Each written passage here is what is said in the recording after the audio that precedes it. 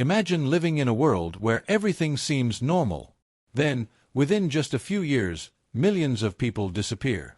No one knows why. No one knows how to stop it.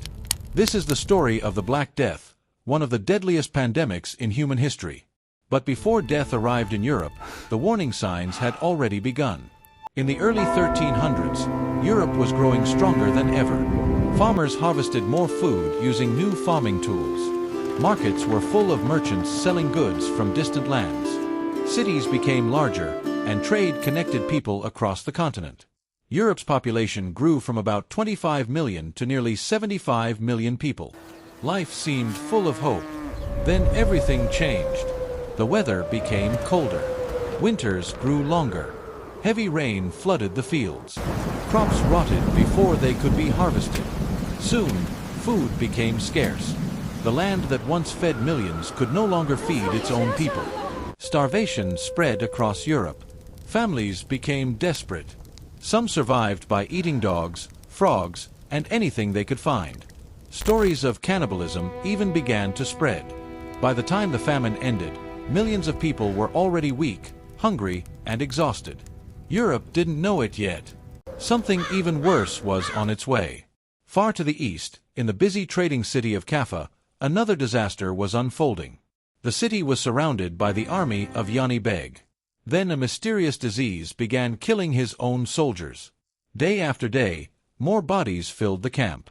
The army was losing the battle before it could even reach the city walls. Yani Beg made a shocking decision. He ordered his soldiers to load the bodies of the dead into giant catapults and throw them over the walls of Kaffa. The people inside had no idea that this single decision would help unleash one of history's greatest disasters. They thought the walls had protected them. They were wrong. Inside Kaffa, life continued for a little while as if nothing had happened. Merchants returned to their shops. Families moved through the narrow streets. Ships remained in the harbor. People tried to continue with their daily lives. But something had already changed. People began falling sick. At first, no one understood why. One person became ill, then another, then several more. The sickness seemed to spread from one person to another. Fear slowly began to move through the city. The people of Kaffa had seen the bodies thrown over their walls, but they did not understand the danger they carried. Soon, the streets that had once been crowded with merchants became quieter. Families began staying inside their homes. The sick needed help, but the people trying to care for them did not understand the disease either. There was no medicine that could stop it. No one knew where it had come from, and no one knew how far it would spread. For the Genoese merchants trapped inside Kaffa, the situation was becoming desperate. Staying inside the city no longer felt safe, but leaving meant facing the sea. And beyond the sea, there was no guarantee of safety either. The merchants had a difficult decision to make. Stay inside Kaffa, or risk everything and escape. They chose the sea, and they began preparing their ships.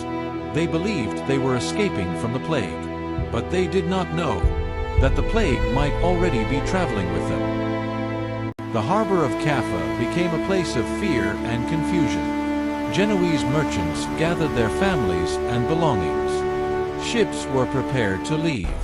People carried food, water, clothing, and whatever valuables they could take with them. They wanted only one thing: to get away from Kaffa.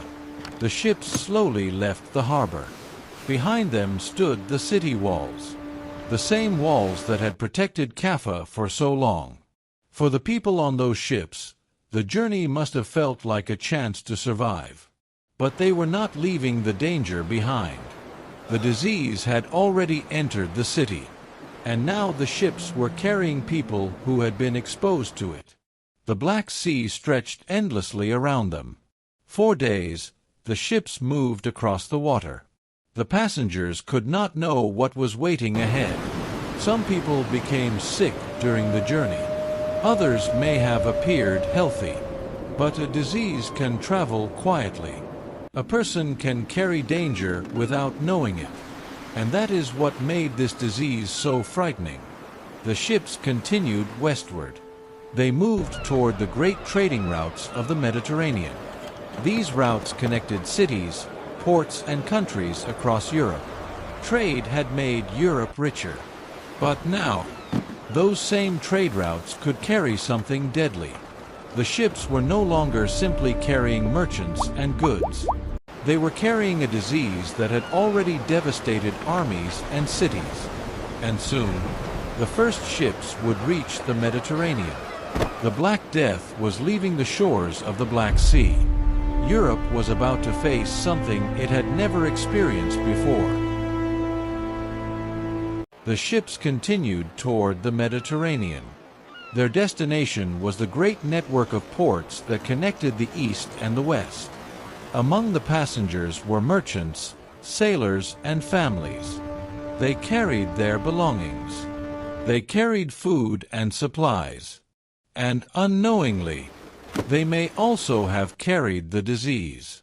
When ships arrived at a port, people normally rushed toward them.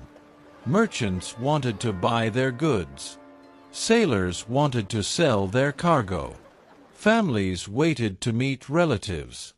The ports were places where people from different parts of the world came together. But now, the disease had found a perfect path into Europe. It could move from one port to another, from one ship to another, from one city to another, and nobody understood what was happening. The first signs could be easy to miss. A sailor became sick. A merchant developed a fever. A family member suddenly became weak. Then more people became ill. The disease moved through crowded communities. People lived close together. They worked together. They traded together. And they traveled constantly. There was no understanding of bacteria or infection. People did not know what caused the sickness. They did not know how to prevent it. And they certainly did not understand how quickly it could travel. Soon, reports of a terrible disease began spreading from port to port. Fear traveled with the ships. The Black Death had found its way into Europe.